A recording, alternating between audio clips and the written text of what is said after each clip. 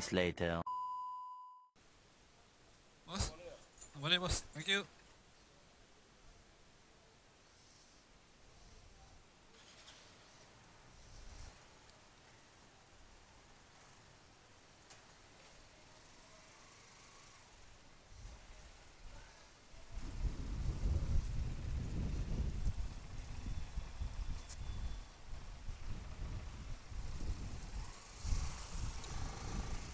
Okay, sekarang kita balik.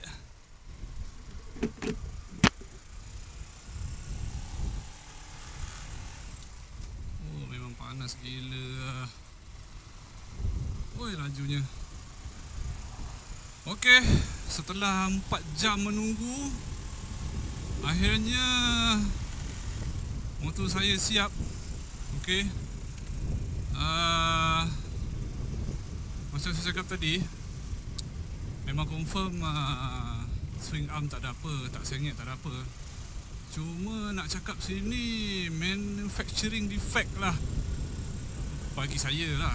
Tapi tadi brother cakap mungkin masa installation, masa pemasangan motor ni, dia punya ekor belakang dia tu, yang holder belakang sekali tu untuk plate tu, yang pegang plate belakang tu dia sengit.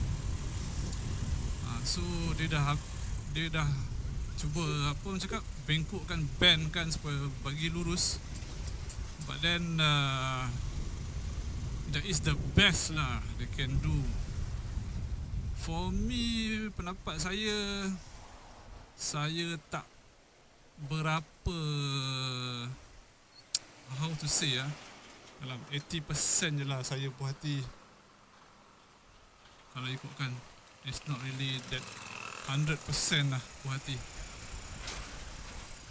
Mungkin nanti saya cuba try buat tempat lain lah. Kalau boleh buat, pemain lain boleh buat, tolong buatkan. Saya akan iktihar cara lain lah nampaknya.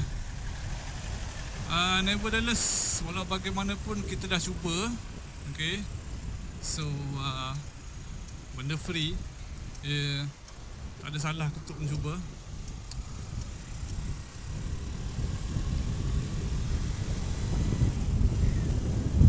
Apa yang penting,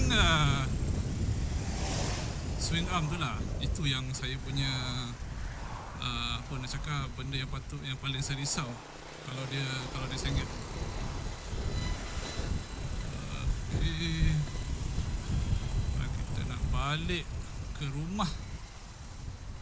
Tak tahan ni, sempit gila.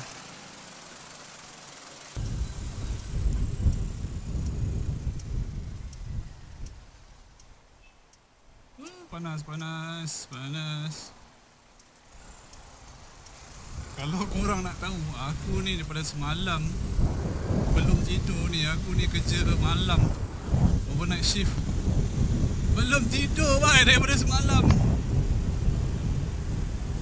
Breakfast dah, lunch belum.